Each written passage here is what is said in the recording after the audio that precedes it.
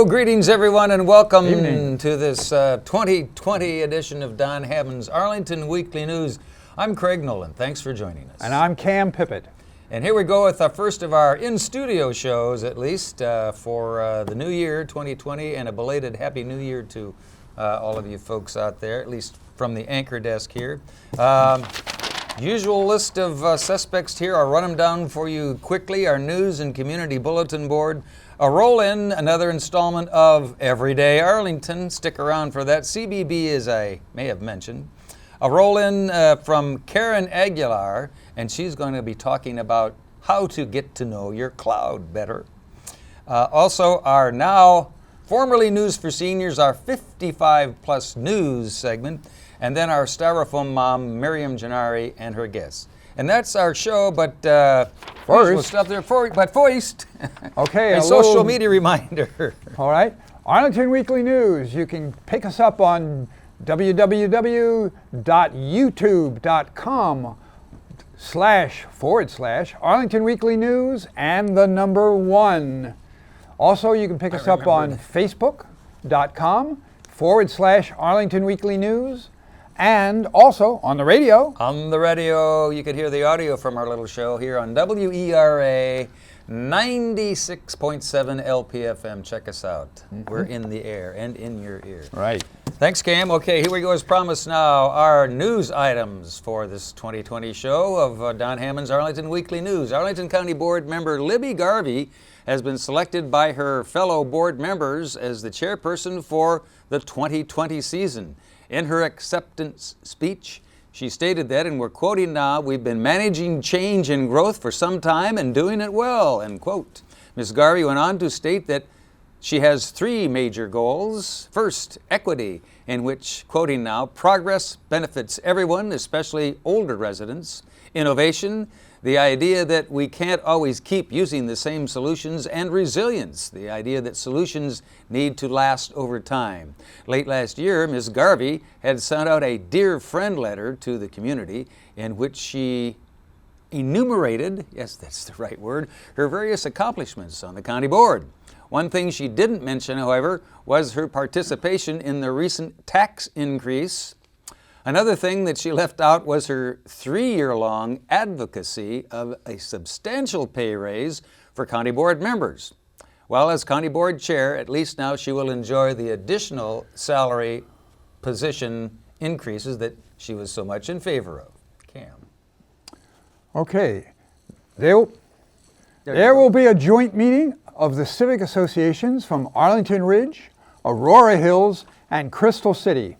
The meeting will include a presentation by Matt Matizek called Beyond Amazon, which will examine development areas in the 22202 zip code area. Also featured will be a presentation by Mike Dowell on the livability framework and the action plan.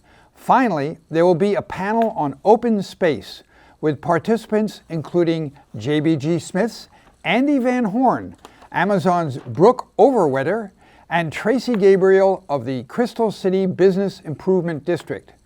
The joint gathering will take place on Tuesday, January 14th at 7 p.m.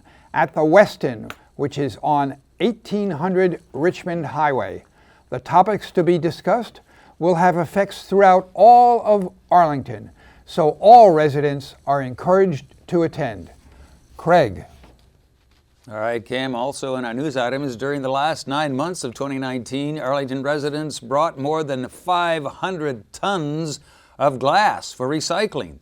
The bulk of the contributions came after the announcement that glass would no longer be accepted in the residential recycling bins after August. Despite the added time and inconvenience, many Arlington residents chose to drop off their used glass containers, demonstrating that commitment to recycling goes beyond economic considerations. Cam. Okay. We'll close this news section with a brief note. With the new year, the Arlington County Board will soon be able to decide how much of their increased salary cap they will add to the compensation for the coming year. The recent election came and went without any definite statements from board members. Just reminders that the new rates were quote, maximums, unquote. We will monitor this situation closely. Craig. All right, thanks, Cam, and stick around. We'll be back with our CBB Community Bulletin Board file right after we hear from another installment of Everyday Arlington.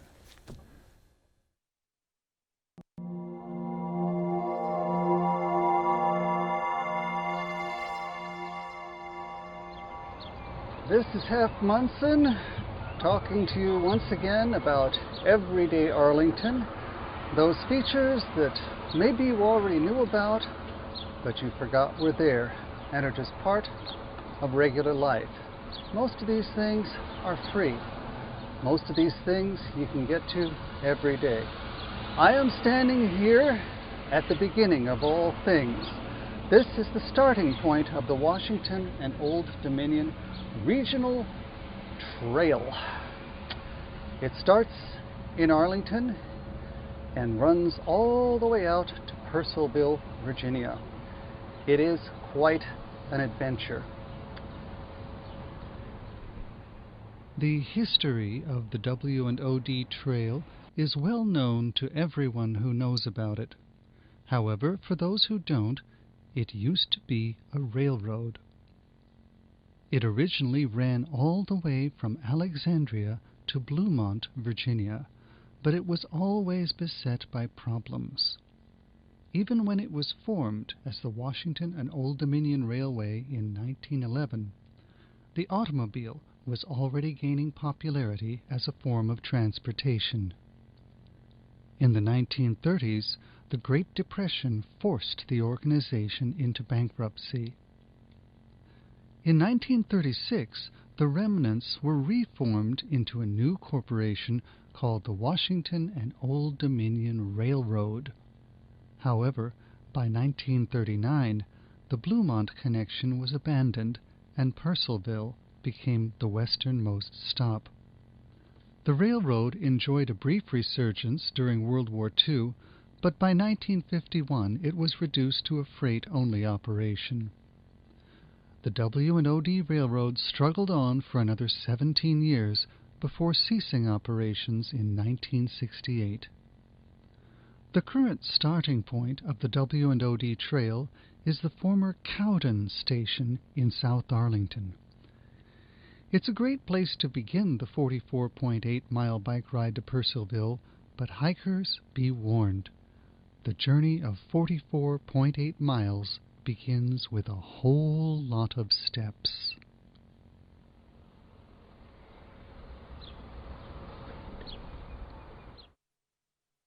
But not only is this the beginning of the Washington and Old Dominion Trail, it is also a point of additional interest for Arlingtonians because it is located right across the street from the grand old Weenie Beanie.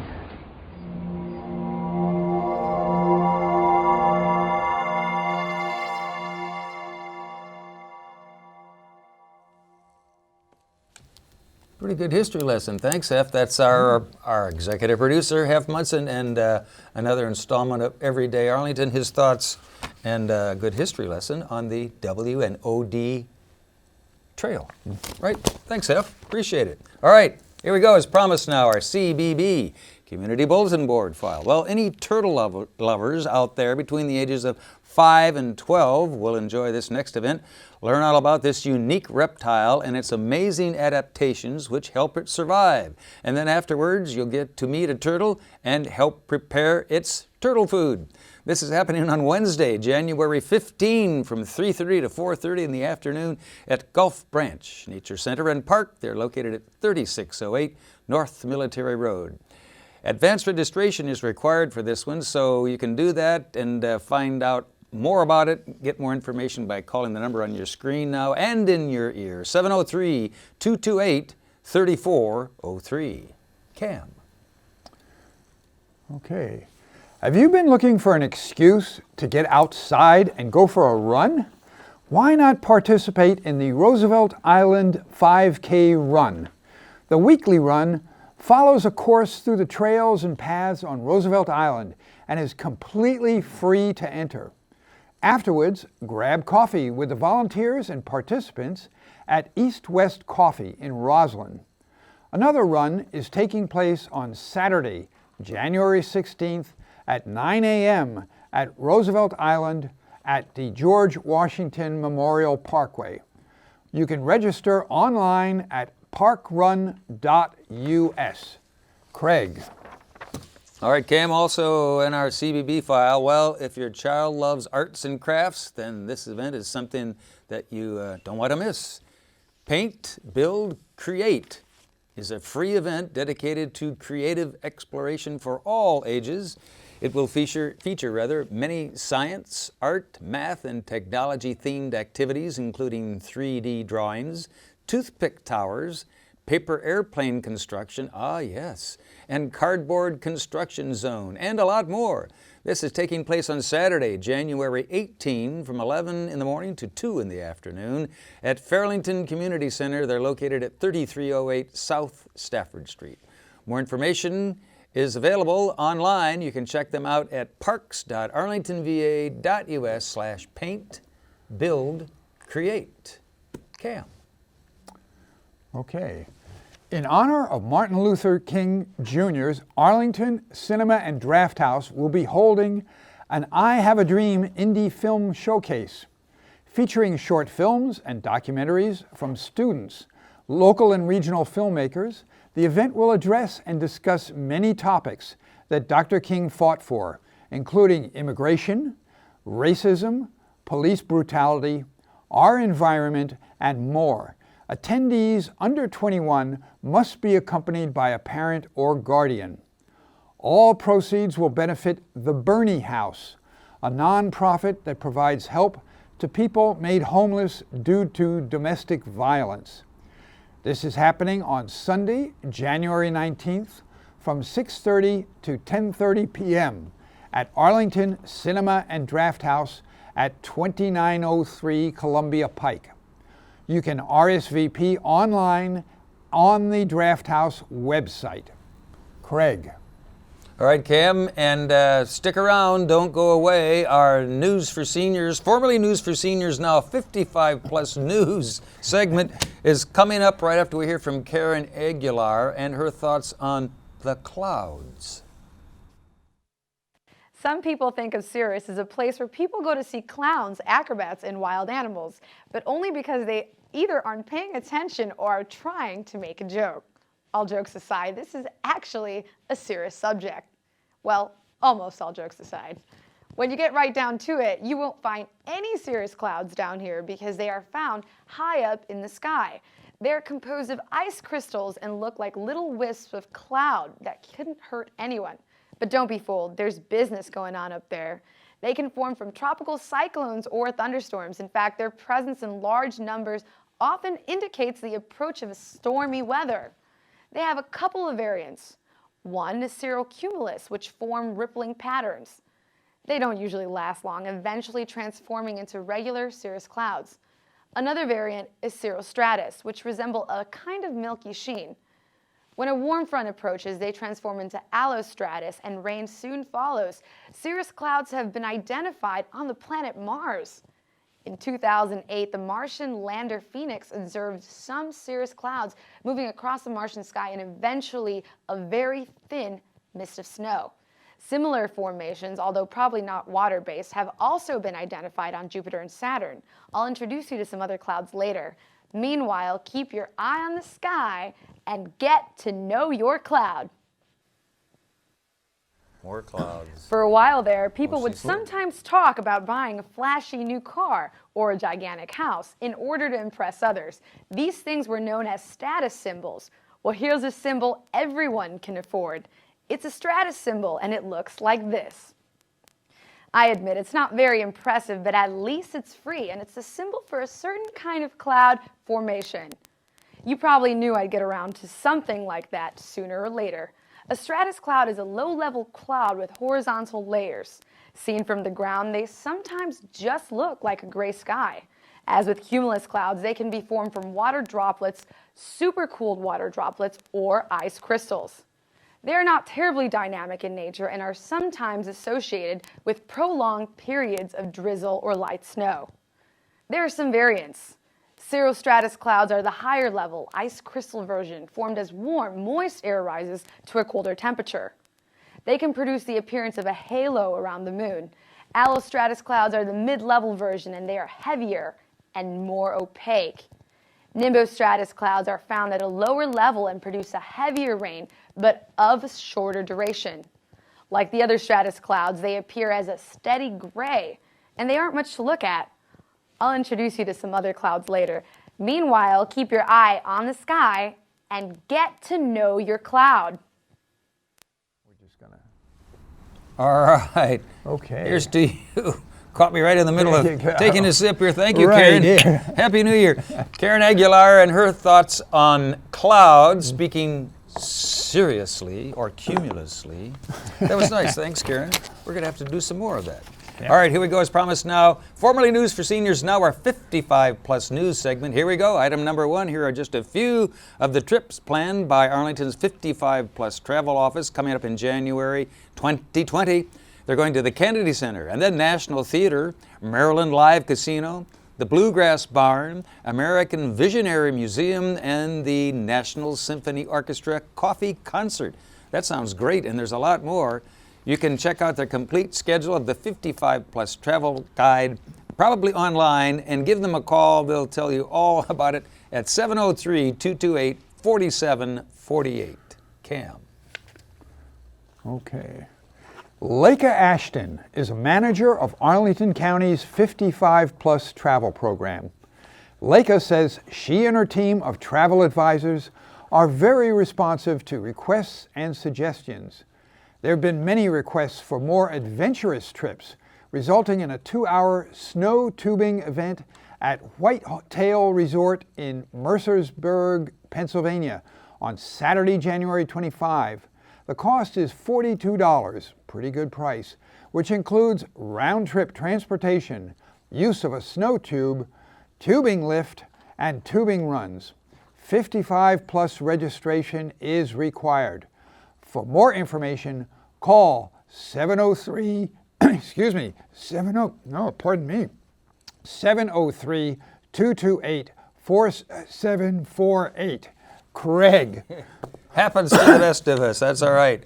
Here we go with the next of our 55-plus news items. Registration is now open to join the Uncork Chorale at Langston Brown 55-plus Center. Auditions are not required. The Langston Brown Chorale is just one of many Uncork Chorales in the Washington metropolitan area that present seasonal community concerts. The only prerequisite for membership is to be 55 years of age or older. Rehearsals are held every Tuesday through April 28th. Registration takes place on Tuesday, January 14, 1:45 in the afternoon at Langston Brown 55-plus Center, located at 2121 North Culpeper Street. For more information and cost information, give them a call at the number on your screen and in your ear now, 703-228-6300. Mr. Cam. Okay. Brenda Cox, a member of the historic Lomax AME Zion Church in Arlington, will discuss the special role the church played in the 1963 March on Washington for Civil Rights. The church fed and housed many participants and hosted a speech by Reverend Martin Luther King Jr. I hope they have a recording. As a tribute to Dr. King's call for community service, the church will be collecting non-perishable foods or supermarket gift cards for the Arlington Food Assistance Center at the Tribute. The event will be held on Tuesday, January 14th from 1:30 to 3 p.m. at the Lee 55-plus Center, located at 5722 Lee Highway. To register, call 703-228-0555. And thanks to Judy Masabny for this week's 55-plus stories. Yeah, we appreciate it. Thanks, Judy, as always, for sending us these announcements. And we'll be back with sign-off and bye-bye right after we hear from our Styrofoam mom. Here's Miriam Gennari and her guest.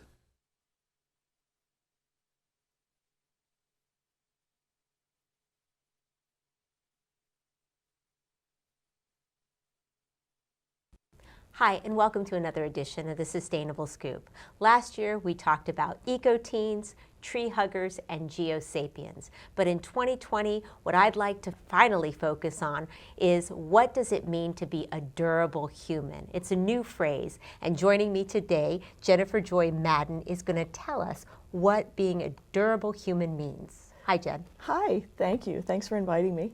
Well, this is your company. This is your concept. So help me understand what that means. Okay, well, durable is related to sustainable, except it has a different meaning for human beings in that durable means built to last. It means to be effective for as long as possible. And what's happened in the last few decades is we have a lot of other factors that have entered our lives, notably how we use our technology, personal technology like phones, and it affects our durability. It changes us a little bit, doesn't it? It can, but we can modify it and we can watch out for it, and that's what we need to do. Well, you know, as a parent, I mean, one of the things that I worry about is how all of this cyber technology is impacting young people. Have you any research on that? Sure, there's more and more research coming out, and it's exciting because we're finally figuring out ourselves in relation to technology and how the technology was designed and how we're affected by it. And the fact is that a lot of technology was designed to keep our attention right there. And therefore, for the last 5-10 years, we have been just sort of allowing it to happen. And there have been effects. It can affect things like eyesight. If we're always looking at this dimension, this distance from a device, it's going to affect our vision because we're supposed to look far away and close. So there is actually an epidemic of nearsightedness in the world among children. And they are blaming it partially on this lack of change of focal length. And I think it makes a lot of sense that we shouldn't allow children to spend an awful lot of time on screens. They should be interacting with the world. They should be, you know, using all of their senses. But the interesting fact is that they're impacted by their parents' distraction. Now tell me about that. Okay, well, there's a word that we have called attachment, and nobody really had to know what it was because it would happen naturally. Naturally, a parent is entranced by their little infant. Oh yeah, definitely. Well, there's a competitor now, and that's their phone. And there's so much information on there, and it is, as I said, designed to be engaging. And portable. And portable. And so therefore, it's competing with the child's need for a face-to-face contact with mom or dad. And if a kid does have this very strong attachment where they have a lot of face time with their parents and a lot of hugging and a lot of voice and a lot of interaction, they are going to be more secure people. The less and less the child can catch the parent's eye, the more uncomfortable and insecure the child is going to be, and that is coming out in the research. And so we as parents have to respect our baby's need for this face-to-face contact because it makes them emotionally stable and actually a better communicator and a better reader as they grow up. And the detriment of not having this multi-sensory development can really manifest itself when they get to school. And they sometimes don't interact the way that other children with more engaged parents are reacting. So how do you help parents to combat that? Well, you have to make them conscious of why they need to know a little bit about the child's brain development. In order for the child to have a nice bushy brain that's all connected in all different ways, the child has to have a 3D, full sensory, 360-degree life. Right. And that is going to make the child's brain as connected as it can be, and that is actually going to lead to a lot of other successes the child's going to have in life. If a child is always in a 2D environment like this and just using a couple of fingers and staring at this distance, their brains simply are not connecting at a rate that other kids that are full sensory living are connecting. So it's funny, before we were chatting a little bit, so what are all the experts in Silicon Valley doing with their children? And how are they educating them differently from the way that the masses are these days? Well, schools recently have been sold on this concept of 21st century skills, like as if they're having to use a computer to have these 21st century skills. Well, the funny thing is the World Economic Forum has the top 10 skills for the next 10 years of employment as none of them are technical. They are all human-based. They are all upper-level reasoning, cooperation, coordination, that sort of stuff. And so these executives in Silicon Valley are sending their kids to Waldorf schools, which are no-tech schools, basically. Well, not everyone has that option. So you wrote a book about raising durable humans, and you also have a course on your website. And what is your website?